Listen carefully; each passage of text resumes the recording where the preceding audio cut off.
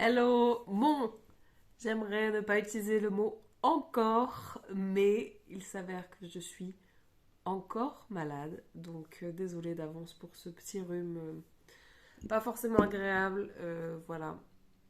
J'espère que vous vous portez bien, que le Seigneur vous a fait du bien cette semaine. En tout cas, si vous êtes en train d'écouter cette vidéo, je lui rends grâce pour votre vie parce que ça veut dire que vous êtes encore là, ça veut dire que vous avez encore des choses à faire ici-bas. Je voulais juste partager une petite réflexion que j'ai eue sur le fait que, en fait, et si notre premier obstacle dans notre marche avec Christ et dans notre évolution, dans notre vie chrétienne, ce n'était pas nous, tout simplement.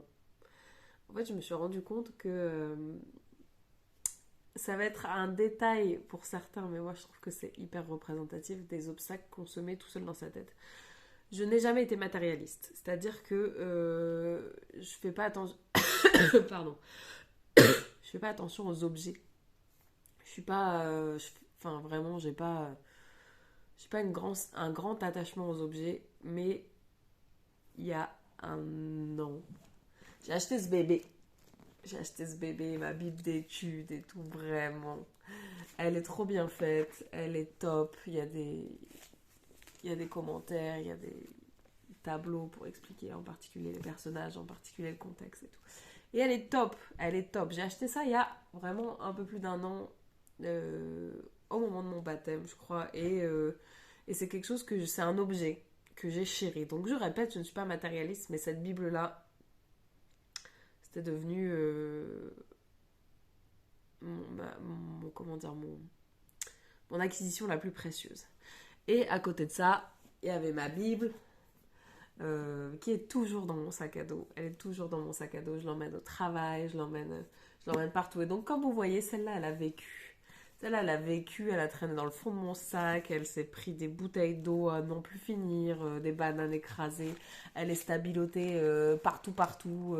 Voilà, je pense que vraiment, si j'en venais à la perdre, je serais dégoûtée parce que je sais pas pourquoi, mais un truc qui fait 12 euros, tu vois, qui n'a pas vraiment de valeur en soi, je pourrais en acheter une demain, ça serait pareil. Je l'ai acheté. Ah, elle va avoir un an. Je l'ai acheté en avril l'année dernière. Et donc, en fait, mais je pense que le stabilo, c'est-à-dire que l'encre jaune que j'ai mis là-dedans, elle a rendu toute la valeur à cet objet. Et donc, tout ça, pourquoi je vous raconte tout ça? Vraiment, pardon.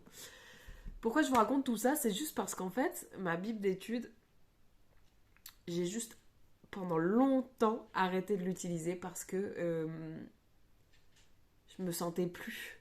J'arrivais plus. Et en fait, je me suis rendu compte il y a quelques semaines, je me suis dit, vas-y Fantine, tant pis, stabilote ta Bible d'études et tout va bien se passer. Et c'est pas grave. Et si jamais un jour t'en as marre, t'en rachèteras une autre. Quoi. Enfin, on n'est pas limité par nos finances. Quoi.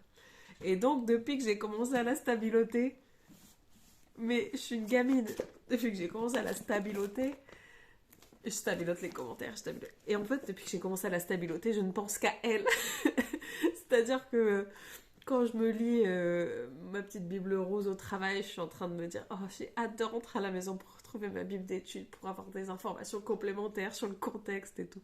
Bref, et en fait, des fois, dans notre marche chrétienne, on est trop à se mettre des limites tout seul, on est trop en train de se dire ouais, euh, je vais attendre dimanche pour entendre parler de la parole de Dieu alors qu'on pourrait continuer à regarder des sermons sur internet ou ouais, je vais attendre d'être avec cet ami bien particulier pour parler de Christ, alors qu'en fait, bah, si on était un peu curieux, on se rendrait compte que notre collègue, il va à l'église tous les dimanches et Christ, il fait partie de sa vie. Ouais, euh, comment dire, ouais, j'ai décidé de lire la Bible de A à Z en un an. Du coup, bah là en ce moment, je suis en train de lire Chronique et du coup, bah je peux pas lire les évangiles parce que voilà, en ce moment, je veux lire Chronique. En fait, on n'est pas assez sensible à l'esprit. Et moi, enfin, pour que ce soit d'une histoire de stabilo, une histoire de stabilo, ma foi, elle a repris un nouveau feu, quoi. C'est n'importe quoi. C'est n'importe quoi, franchement, des fois. Voilà. Genre juste c'est le message que j'avais à dire. Ce serait bien là 5 minutes que tu te poses et que tu médites, mais Seigneur, qu'est-ce qui m'empêche d'aller plus loin avec toi? Quel blocage ridicule je me mets? Quels petits outils, quelles petites choses je pourrais mettre en place pour aller plus loin avec toi? Voilà, mais j'entends toute la journée de non. Non, je peux pas lire la Bible, c'est trop. Ça, va. Ça, c'est une pensée par jour. Une pensée par jour, c'est une. Hey, une demi-page là, par jour. Tu mets ça dans tes toilettes. Tu vas faire pipi le matin, tu lis ça. T'as commencé ta journée avec la parole de Dieu. C'est pas. On n'a pas besoin de beaucoup quand on te demande pas de te lever à 3 heures du matin, de prier en langue pendant 2 heures. On te demande pas de, de, de, de lire 10 chapitres en fait. Le Seigneur, il t'attend pas à ça. Moi, je sais qu'il y a des moments dans ma vie où je prie à fond et il y a des moments où je prie rien. Enfin, où l'essentiel de ma prière, c'est merci Seigneur, tu m'as réveillé, bénis-moi, accorde-moi la sagesse et le discernement dont j'ai besoin pour la journée. Et le soir, c'est bah, pardonne-moi Seigneur si j'ai péché. Enfin, c'est pas si j'ai péché, c'est on pêche tout le temps. Donc, pardonne-moi d'avoir péché Seigneur et garde ma nuit et garde les gens que j'aime et voilà, et que ta volonté soit faite dans ma vie. Enfin, il y a des saisons en fait, et il faut les accepter, mais ce que le Seigneur il aime et ce qui réjouit son cœur, c'est notre discipline. Et en fait, bah, c'est comme quand on se met au sport. Tu vas pas aller au sport euh, 5 fois par semaine partant comme ça et qu'au bout de 2 mois tu vas être découragé parce que ça prend énormément de temps et que t'as plus le temps de rien faire. Non, va à la salle 1 fois ou 2 par semaine et puis ça suffit pour l'instant. Et puis s'il y a une saison dans ta vie où t'as envie d'y aller 3 fois par semaine, bah t'iras 3 fois par semaine. S'il y a une saison où t'as pas envie d'y aller, bah t'iras pas. Il faut arrêter de se mettre la pression. Tout ce que le Seigneur a besoin, c'est de la discipline et de la consistance. Bref. J'espère que ma petite histoire de stabilo, elle vous a fait du bien et elle vous a fait rigoler. Je vais juste vous lire le verset du jour parce que moi, il m'a suivi toute la semaine et donc, il n'y a pas de hasard avec le Seigneur. 1 Jean 5, 3. Car l'amour de Dieu consiste à garder ses commandements et ses commandements ne sont pas pénibles. Je vous invite à lire la suite de ce chapitre. Les commandements de Dieu sont pas pénibles, c'est tellement un plaisir. C'est un plaisir de le suivre. Bref,